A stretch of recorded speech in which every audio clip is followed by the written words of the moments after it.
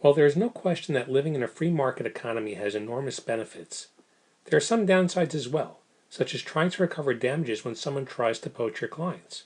Why, you ask? Because the hurdles you need to clear in order to prove and win a claim that the defendant interfered with your client base are significant. Indeed, the most commonly invoked and most powerful defense to these claims is that the plaintiff cannot demonstrate that the defendant lacked justification for inducing the client to break its relationship with the plaintiff. What does that mean, you ask? In layperson's terms, this means that the defendant encouraged the client to leave plaintiff simply out of a desire to injure the plaintiff rather than due to any self-interest in gaining the business for himself.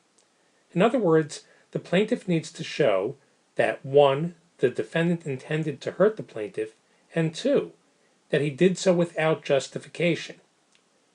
To that end, New York's highest court, the Court of Appeals, summarized this rule as follows. Quote, "The existence of competition may often be relevant, since it provides an obvious motive for defendant's interference other than a desire to injure the plaintiff. Competition, by definition, interferes with someone else's economic relations. Where the parties are not competitors, there may be a stronger case that the defendant's interference with the plaintiff's relationships was motivated by spite.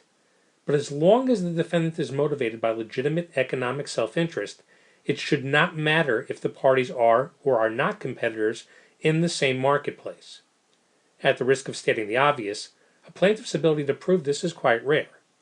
Naturally, this is just a very brief overview of a much broader topic. If you have further questions regarding your tortious interference matter, or particularly how it relates to non-compete agreements, please feel free to pick up the phone and give us a call at 516-791-5700. This is Jonathan Cooper, and thank you for listening.